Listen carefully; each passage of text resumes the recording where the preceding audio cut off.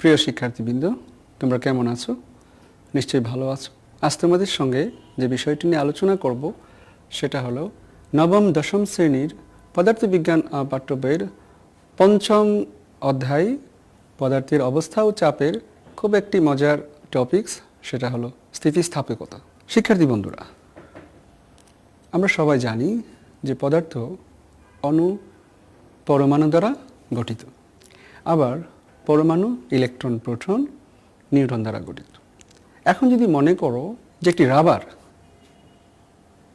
সেখান থেকে একটা ইলেকট্রন প্রোটন নিউট্রন নিয়ে, আবার লোহা সেটাও একটা পদার্থ, সেখান থেকে ইলেকট্রন প্রোটন নিউট্রন নেই, তাহলে দেখা যাবে যে রাবারের ইলেকট্রন প্রোটন নিউট্রনের যে বৈশিষ্ট্য, লোহার ইলেকট্রন প্রোটন নিউট্রনের বৈশিষ্ট্য অভিন্ন। তারা মৌলিক কণা। কিন্তু একটা মজার বিষয় হলো যে এই ইলেকট্রন প্রোটন দ্বারা রাবার গঠিত, আবার একই ইলেকট্রন প্রোটন দ্বারা লোহা গঠিত। কিন্তু পদার্থ গঠন হওয়ার পর দেখা যাবে যে ইলেকট্রন প্রোটনের বৈশিষ্ট্য একই থাকা সত্ত্বেও রাবার এবং লোহার মধ্যে কিন্তু বৈশিষ্ট্য ভিন্ন। এর মানে পদার্থ গঠন হওয়ার পর এক একটা পদার্থ এক এক রকম ধর্ম প্রদর্শন করে। এই ধর্মগুলোকে আমরা অবশ্য দুই ভাগে বিভক্ত করতে পারি, যেমন রাসায়নিক ধর্ম, ভৌত ধর্ম। রাসায়নিক ধর্মগুলো তোমরা অবশ্যই রসায়নে আলোচনা করবে বা শিখবে, আর পদার্থবিজ্ঞানে মূলত আমরা পদার্থের ভৌত ধর্ম নিয়ে আলোচনা করব। এই ভৌত ধর্মগুলোর মধ্যে একটা গুরুত্বপূর্ণ ধর্ম হলো স্থিতিস্থাপকতা। তাহলে শিক্ষার্থী বন্ধুরা, আসলে দেখা যাক আসলে স্থিতিস্থাপকতা কি। আমরা আমাদের বাস্তব অভিজ্ঞতা থেকে দেখতে পাই যে একটা রাবার, তাকে যখন আমরা টেনে প্রসারিত করে ছেড়ে দিই, তখন দেখা যায় সে এটা পূর্বের অবস্থা ফিরে আসে। তার মানে আমরা বলতে পারবো যে একটা রাবারের মধ্যে একটা ধর্ম আছে যে সে তার পূর্বের অবস্থা ফিরে পায়। যে ধর্মের কারণে সে পূর্বের অবস্থা ফিরে পেয়েছে, সেই ধর্মটাকে আমরা বলবো স্থিতিস্থাপকতা। এখন প্রশ্ন হলো যে এই স্থিতিস্থাপকতা কেন উদ্ভব হয়, বা রাবার ছাড়া কি অন্য পদার্থের স্থিতিস্থাপকতা নেই? অবশ্যই আছে। এখন যদি বলা হয় যে ইস্পাত বা লোহা, তার কি স্থিতিস্থাপকতা আছে? অবশ্যই তোমরা বলবে আছে। এবং সেটা কি রাবারের চেয়ে বেশি না কম? তোমরা বলবে অবশ্যই ইস্পাতের স্থিতিস্থাপকতা রাবারের চেয়ে বেশি। এখন প্রশ্ন হলো কেন বেশি? তাহলে নিশ্চয়ই তোমাদেরকে দেখতে হবে যে স্থিতিস্থাপক এই ধর্মের কারণটা কি। এখন যখন একটা পদার্থ গঠিত হয়, আমরা জানি যে পদার্থ অণুর সমন্বয়ে গঠিত। এখন ধরো আমরা জানি যে অণুগুলোর মধ্যে একটা আন্তঃআণবিক আকর্ষণ আছে। এখন যদি তুমি বাইরে থেকে বল প্রয়োগ করে তার দৈর্ঘ্য বৃদ্ধি করো, তাহলে দেখা যাবে যে আন্তঃআণবিক দূরত্ব কিছুটা বেড়ে গেছে। এখন বেড়ে যাওয়ার ফলে তাদের মধ্যে যে আন্তঃআণবিক আকর্ষণ, সেটা কি বাড়বে না কমবে? হয়তো তোমাদের কাছে মনে হবে যে দূরত্ব বাড়ার সাথে সাথে আন্তঃআণবিক আকর্ষণ কমে গেছে। কিন্তু শিক্ষার্থী বন্ধুরা, বাহ্যিক বল প্রয়োগ করে যখন আমরা কোনো একটি পদার্থের দৈর্ঘ্য প্রসারণ করি, অর্থাৎ আন্তঃআণবিক দূরত্ব বাড়াই, তখন কিন্তু তাদের মধ্যে আন্তঃআণবিক যে আকর্ষণ বল, সেটা না কমে বরংস বেড়ে যায়। এই বর্ধিত বলের কারণেই বাহ্যিক বল প্রত্যাহার করার সাথে সাথে বস্তুটা তার পূর্বের অবস্থা ফিরে পায়। আবার যদি তুমি অন্যভাবে চিন্তা করো যে আমরা বাহ্যিক বল প্রয়োগ করে পদার্থকে সংকুচিত করব, তাহলে কি হবে? তাহলে তাদের মধ্যে যে আন্তঃআণবিক যে দূরত্ব ছিল, সেই দূরত্বটা কিন্তু কমে গেছে। আচ্ছা, কমে যাওয়ার ফলে আন্তঃআণবিক আকর্ষণ বেড়ে যাবে? বলছে যে না, এক্ষেত্রে অবশ্যই আন্তঃআণবিক আকর্ষণ না বেড়ে বরংস তাদের মধ্যে একটা আন্তঃআণবিক বিকর্ষণ কাজ করবে। যে বিকর্ষণের কারণে আমরা যে বাহ্যিক যে বল প্রয়োগ করে তাকে সংকুচিত করেছিলাম, ওই বলটা প্রত্যাহার করার সাথে সাথে সে পূর্বের অবস্থায় ফিরে আসে। এই যে ফিরে আসার ধর্ম, যাকে আমরা স্থিতিস্থাপকতা বলছি, তাহলে নিশ্চয়ই এই স্থিতিস্থাপক ধর্মের জন্য দায়ীকে আন্তঃআণবিক আকর্ষণ বল। শিক্ষার্থী বন্ধুরা, তাহলে তোমরা বলতে পারছো যে যেই পদার্থের আন্তঃআণবিক বল যত বেশি হবে, তার স্থিতিস্থাপকতা তত বেশি হবে। তোমাদের মনে একটু প্রশ্ন জাগতে পারে যে রাবারকে টেনে ছেড়ে দিলে তো সে পূর্বের অবস্থায় ফিরে আসে, কিন্তু একটা লোহার দণ্ড বা স্টিলের দণ্ড নিয়ে যদি আমরা তাকে বল প্রয়োগ করে ছেড়ে দিই, মনে হয় যেন সে আগের অবস্থায় আছে। কিন্তু শিক্ষার্থী বন্ধুরা, আমরা কি একটা লোহার দণ্ডকে টেনে প্রসারিত করা সম্ভব হবে? নিশ্চয়ই না। যে কারণে আমাদের প্রযুক্ত বলে তার প্রসারণও ঘটে না, প্রযুক্ত বল প্রত্যাহার করলে তার সংকোচনও ঘটে না।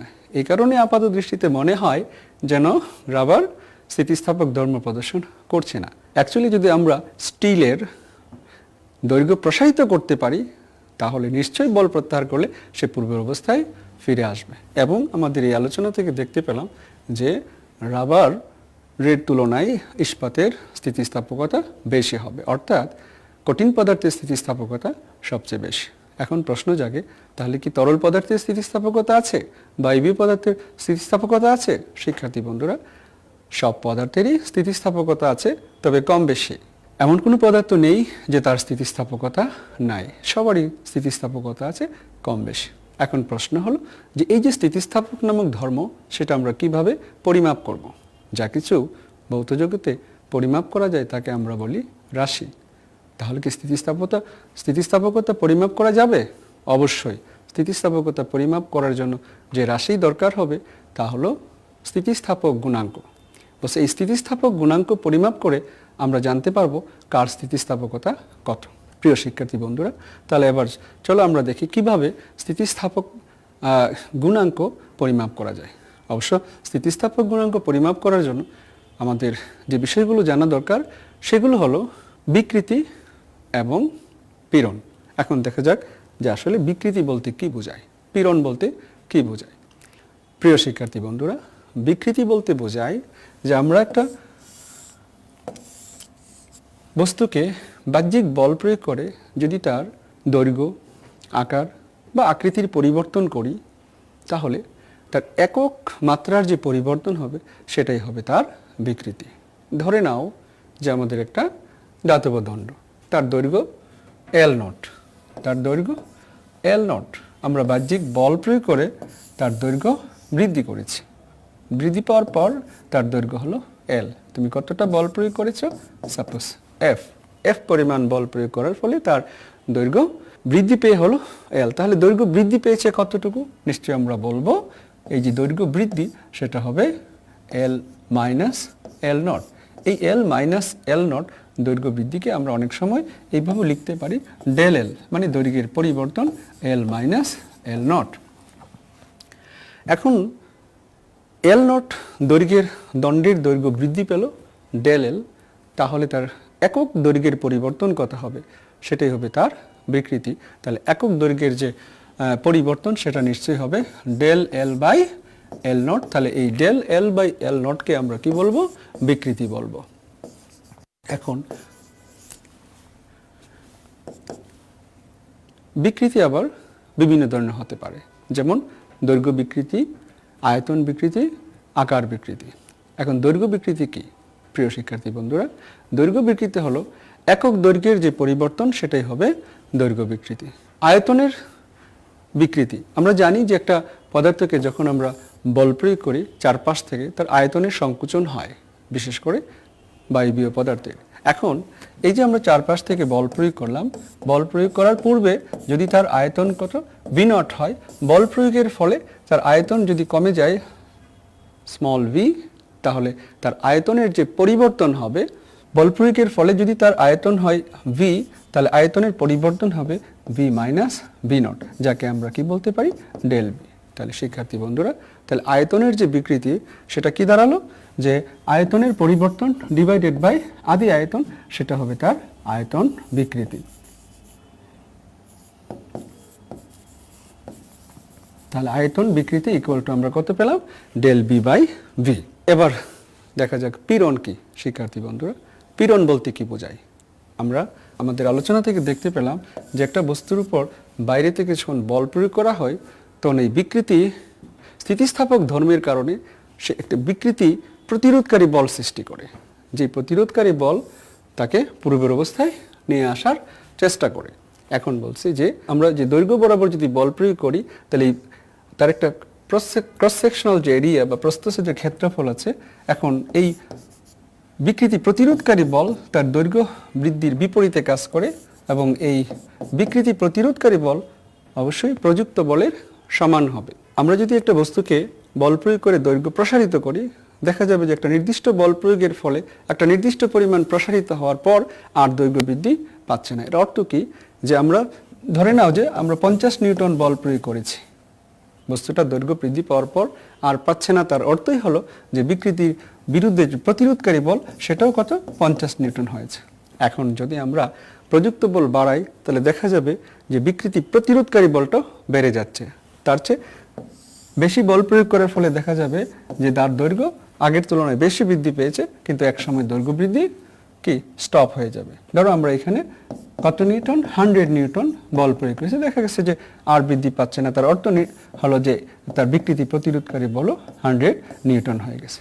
তার মানে কি, যে একটা বস্তুর যখন বিকৃতি ঘটে তখন তার বিকৃতি প্রতিরোধ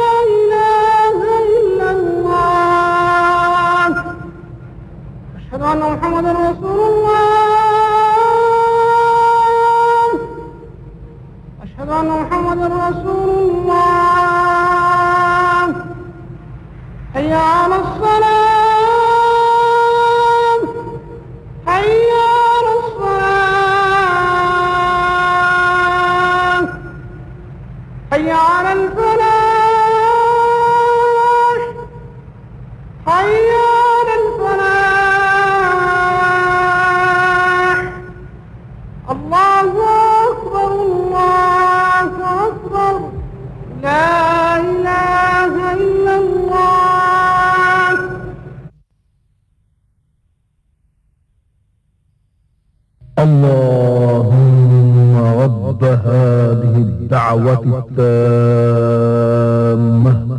والصلاة القائمة آت محمدا الوسيلة والفضيلة والدرجة الرفيعة وابعثه مقاما محمودا الذي وعدته إنك لا تخلف الميعاد। হে আল্লাহ, এই পরিপূর্ণ আহ্বান ও শাশ্বত নামাজের তুমি প্রভু। হযরত মুহাম্মদ সাল্লাল্লাহু আলাইহি ওয়াসাল্লামকে দান করো বেহেশতের সর্বোচ্চ সম্মানিত স্থান এবং সুমহান মর্যাদা, আর তাকে অধিষ্ঠিত করো শ্রেষ্ঠতম প্রশংসিত স্থানে, যার প্রতিশ্রুতি তুমি তাকে দিয়েছ। নিশ্চয়ই তুমি প্রতিশ্রুতির ব্যতিক্রম করো না।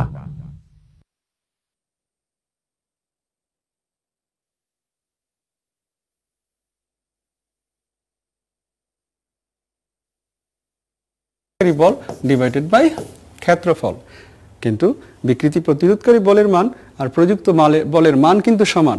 সেক্ষেত্রে আমরা পীড়ন ইকুয়াল টু প্রযুক্ত বল এবং বিকৃতি ক্ষেত্রফলের অনুপাত দ্বারা বের করতে পারছি। তার মানে পীড়ন ইকুয়াল টু বল বাই ক্ষেত্রফল। শিক্ষার্থী বন্ধুরা, আমরা যেমন বিকৃতির বিভিন্ন প্রকারভেদ দেখলাম, তাহলে পীড়নেরও কিন্তু ওইরকম প্রকারভেদ আছে। যেমন পীড়ন দৈর্ঘ্য পীড়ন হতে পারে। আমরা যদি দৈর্ঘ্য বরাবর বল প্রয়োগ করি, দৈর্ঘ্য বৃদ্ধির বিরুদ্ধে যে পীড়ন কাজ করবে সেটা তার দৈর্ঘ্য পীড়ন হবে। ঠিক একইভাবে আয়তন বিকৃতির সময় আমরা যে আয়তন বিকৃতির বিরুদ্ধে যে বাধা কাজ করে, তাহলে অর্থাৎ যে পীড়ন কাজ করে সেই পীড়নটাকে আমরা আয়তন পীড়ন বলতে পারি। একইভাবে আকার বিকৃতির ক্ষেত্রেও যে পীড়ন কাজ করে সেটা আকার পীড়ন হতে পারে। তাহলে প্রিয় শিক্ষার্থী বন্ধুরা, আমরা পীড়ন এবং বিকৃতি কি বুঝতে পারছি। এবার আমরা আলোচনা করব যে কিভাবে স্থিতিস্থাপক গুণাঙ্ক নির্ণয় করা যায়। প্রিয় শিক্ষার্থী বন্ধুরা, বিজ্ঞানী রবার্ট হুক বিভিন্ন পরীক্ষা নিরীক্ষা করে পীড়ন এবং বিকৃতির মধ্যে একটা সম্পর্ক প্রতিষ্ঠা করেন, যা রবার্ট হুকের সূত্র নামে পরিচিত। এখন দেখা যাচ্ছে, প্রিয় শিক্ষার্থীবৃন্দ, ধরে নাও যে একটা দাতব দণ্ড, তার আদি দৈর্ঘ্য L0। এখন তুমি বাইরে থেকে বল প্রয়োগ করেছো। বল প্রয়োগ করার ফলে তার দৈর্ঘ্য বিকৃতি হয়েছে। কত? বাহ্যিক বল প্রয়োগের ফলে, ধরো বাহ্যিক বল F প্রয়োগ করার ফলে তার দৈর্ঘ্য L হলো। তাহলে আমরা বলতে পারছি তার দৈর্ঘ্য যে বেড়েছে, তার দৈর্ঘ্য বৃদ্ধি, সেটাকে যদি ডেল L বলো, নিশ্চয়ই ডেল L ইকুয়াল টু হবে L মাইনাস L0। সেই ক্ষেত্রে আমাদের এই দণ্ডের প্রস্থচ্ছেদের ক্ষেত্রফল যদি A হয়, ক্ষেত্রফল A, তাহলে আমরা বলতে পারবো যে তার উপর যে পীড়ন, সেই পীড়ন ইকুয়াল টু হবে F বাই A, আর তার যে বিকৃতি, সেই বিকৃতি হবে ডেল L বাই L। বিকৃতি ইকুয়াল টু হবে ডেল L বাই L0। এখন রবার্ট হুক পরীক্ষার সাহায্যে প্রমাণ করেছেন যে স্থিতিস্থাপক সীমার মধ্যে পীড়ন বিকৃতির সমানুপাতিক হবে, অর্থাৎ পীড়ন সমানুপাতিক বিকৃতি। এই যে রিলেশন পীড়ন সমানুপাতিক বিকৃতি, এটাই রবার্ট হুকের সূত্র। তাহলে আমরা যদি পীড়ন সমান লিখতে চাই, তাহলে নিশ্চয়ই আমরা লিখব যে পীড়ন ইকুয়াল টু একটা ধ্রুবক ইনটু বিকৃতি। তাহলে সেক্ষেত্রে এই যে একটা ধ্রুবক পাওয়া যাচ্ছে, এই ধ্রুবকটাকেই বলা হয় স্থিতিস্থাপক গুণাঙ্ক। এই যে স্থিতিস্থাপক গুণাঙ্ক, এই ধ্রুবক, এই স্থিতিস্থাপক গুণাঙ্কের মান থেকে আমরা বুঝতে পারবো যে একটা পদার্থ কতটা স্থিতিস্থাপক। তাহলে প্রিয় শিক্ষার্থী বন্ধু, তাহলে এই ধ্রুবকটাকে যদি আমরা ই দ্বারা প্রকাশ করি, তাহলে আমরা বলতে পারছি ই ইকুয়াল টু, অর্থাৎ স্থিতিস্থাপক গুণাঙ্ক, elastic modulus, E equal to পীড়ন বাই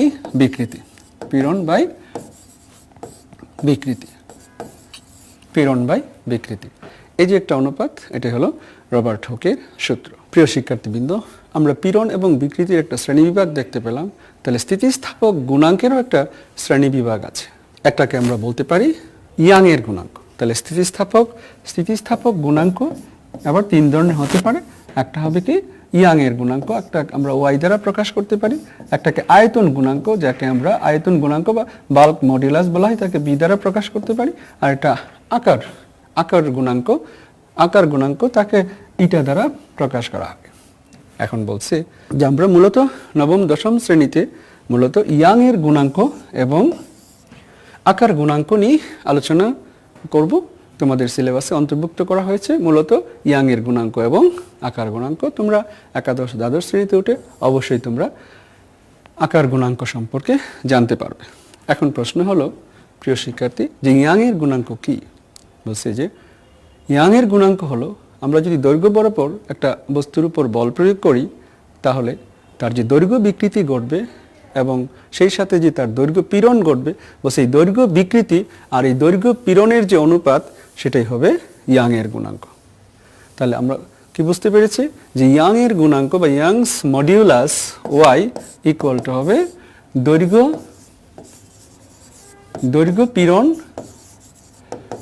পীড়ন বাই দৈর্ঘ্য বিকৃতি। একইভাবে আমরা যখন আয়তন গুণাঙ্কের কথা বলবো, তাহলে নিশ্চয়ই আয়তন গুণাঙ্ক বি ইকুয়াল টু কত হবে? বলছে যে আয়তন পীড়ন বাই আয়তন বিকৃতি। আয়তন পীড়ন বাই আয়তন বিকৃতি। প্রিয় শিক্ষার্থীবৃন্দ, তাহলে দেখা যাক কিভাবে ইয়াং এর গুণাঙ্ক নির্ণয় করা যায় এবং তার জন্য একটা রাশিমালা প্রতিষ্ঠা করা যায়। এখন ধরে নাও যে আমাদের একটা দাতব দণ্ড, তার আদি দৈর্ঘ্য L0, আমরা তার উপর বল প্রয়োগ করেছি। বল প্রয়োগ করেছি F, তাতে করে তার দৈর্ঘ্য বৃদ্ধি পেয়ে দৈর্ঘ্য হলো L। সো আমরা বলতে পারছি যে তার দৈর্ঘ্য যে প্রসারণ ডেল L, সেই ডেল L ইকুয়াল টু হবে L মাইনাস L0। সেক্ষেত্রে তার প্রস্থচ্ছেদের ক্ষেত্রফল যদি A হয়, তাহলে আমরা বলবো যে পীড়ন, প্রস্থচ্ছেদের ক্ষেত্রফল যদি A হয়, তাহলে তার দৈর্ঘ্য পীড়ন ইকুয়াল টু হবে F বাই A। তাহলে দৈর্ঘ্য পীড়ন ইকুয়াল টু কত পাচ্ছি? দৈর্ঘ্য পীড়ন ইকুয়াল টু, প্রিয় শিক্ষার্থীবৃন্দ, দৈর্ঘ্য পীড়ন ইকুয়াল টু কত হবে তাহলে? এফ বাই এ, এবং দৈর্ঘ্য বিকৃতি আমরা কত পাচ্ছি? দৈর্ঘ্য বিকৃতি ইকুয়াল টু হবে del L by L nought. সুতরাং ইয়াং এর গুণাঙ্ক ইকুয়াল টু হবে F by A divided by del L by L nought, যাকে আমরা এইভাবে লিখতে পারছি Y equal to F by A আর এল নট আর ডেল এল। এটা হলো আমাদের ইয়াং এর গুণাঙ্ক নির্ণয়ের একটি সূত্র। একইভাবে আমরা আয়তন গুণাঙ্কের জন্য একটা ইকুয়েশন পেতে পারি। সেটা কি? যে একটা পদার্থ, তার আয়তন ছিল, আদি আয়তন বল প্রয়োগের ভি নট, আমরা চারপাশ থেকে বল প্রয়োগের ফলে তার আয়তন হয়ে গেল ভি। আমরা চারপাশ থেকে বল প্রয়োগ করেছি, তাতে করে চারপাশ থেকে আমরা এফ পরিমাণ বল প্রয়োগ করেছি, তার পৃষ্ঠের ক্ষেত্রফল ছিল কত? ধরে নাও এ। তাতে করে তার যে আয়তনের পরিবর্তন ডেল ভি ইকুয়াল টু হবে ভি মাইনাস ভি নট। তাহলে আমরা বলতে পারবো যে তার আয়তন বিকৃতি del V by V nought. আমরা আয়তন বিকৃতি পেলাম কত? আয়তন বিকৃতি ইকুয়াল টু এত, এবং আয়তন পীড়ন ইকুয়াল টু দাঁড়াবে, আয়তন পীড়ন ইকুয়াল টু হবে এফ বাই এ। সুতরাং আমরা আয়তন গুণাঙ্ক বি ইকুয়াল টু বলতে পারবো আয়তন পীড়ন F by A divided by del B by V naught. এইভাবে আমরা কি করতে পারছি? একটা পদার্থের ইয়াং এর গুণাঙ্ক এবং আয়তন গুণাঙ্ক নির্ণয় করতে পারছি। প্রিয় শিক্ষার্থী বন্ধুরা, এবার একটা জিনিস খেয়াল করো, সেটা হলো যে আমরা ইয়াং এর গুণাঙ্ক ওয়াই ইকুয়াল টু পেয়েছি F by A divided by del L by L. এখন প্রশ্ন হলো এল নট। এখন প্রশ্ন হলো যে এই যে ইয়াং এর গুণাঙ্ক, সেটা কি সব পদার্থের আছে কিনা? আমরা আজকে আলোচনা থেকে দেখতে পেলাম যে সব পদার্থেরই স্থিতিস্থাপক গুণাঙ্ক আছে। কঠিন পদার্থের, তরল পদার্থের, বায়বীয় পদার্থের যেহেতু স্থিতিস্থাপকতা আছে, সো তাদের স্থিতিস্থাপক গুণাঙ্ক আছে। কিন্তু ইয়াং এর গুণাঙ্ক সবার আছে কিনা? নিশ্চয়ই তোমরা বলবে যে না, কারণ যে ইয়াং এর গুণাঙ্ক হলো দৈর্ঘ্য পীড়ন বাই দৈর্ঘ্য বিকৃতির অনুপাত। এখন তরল পদার্থের কি কোনো দৈর্ঘ্য আছে? বায়বীয় পদার্থের কোনো দৈর্ঘ্য আছে? উত্তরে বলবে অবশ্যই না। তাহলে দৈর্ঘ্য আছে শুধুমাত্র কঠিন পদার্থের। সো আমরা বলবো যে ইয়াং এর গুণাঙ্ক, অর্থাৎ দৈর্ঘ্য পীড়ন আছে কঠিন পদার্থের, দৈর্ঘ্য বিকৃতি আছে কঠিন পদার্থের।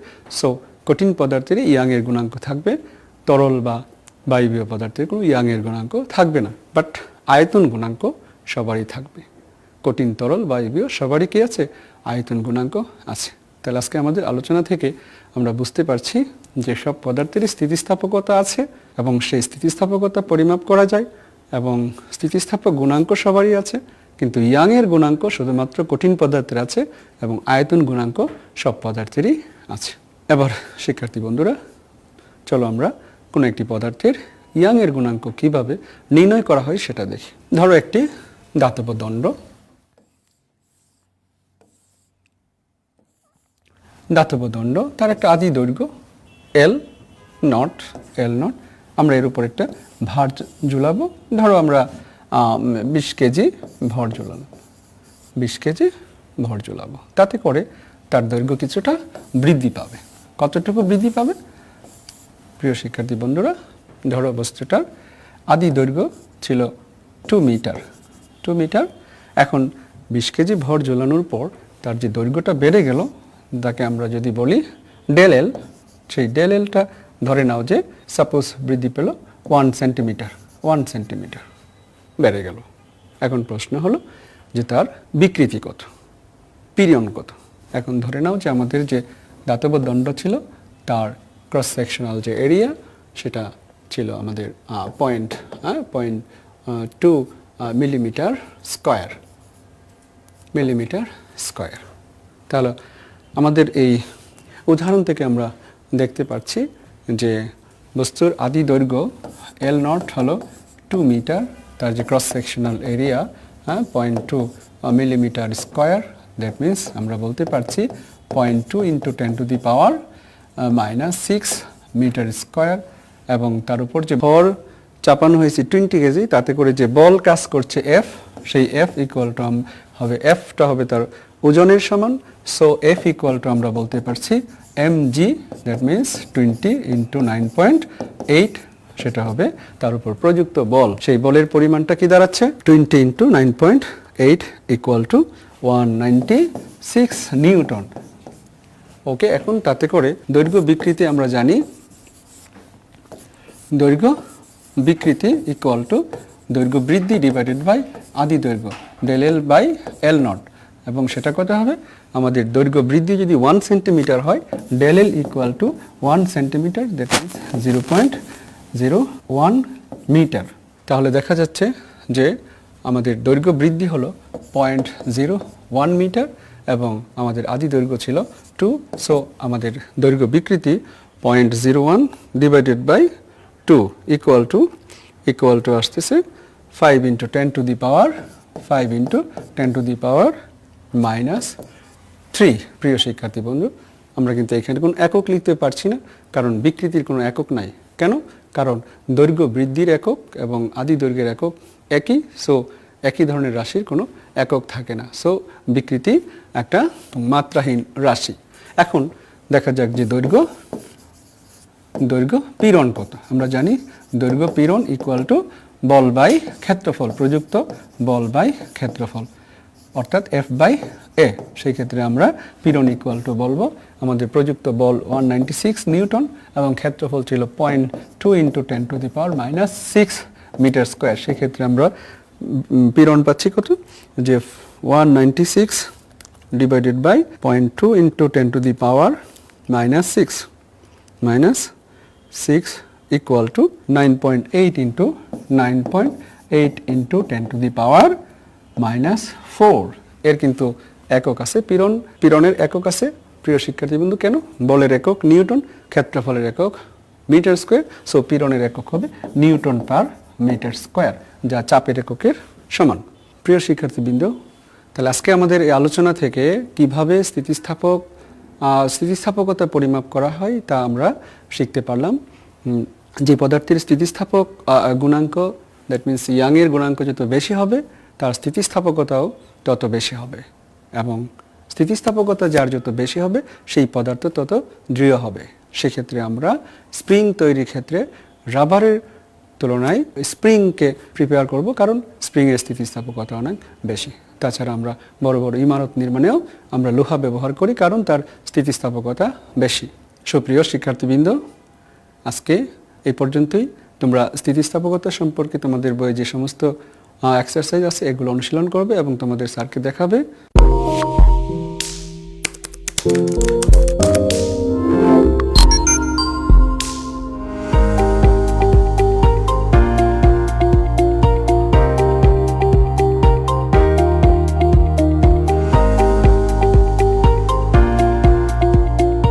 তোমরা সবাই ভালো থাকো, সুস্থ থাকো, আবার হয়তো দেখা হবে ইনশাআল্লাহ।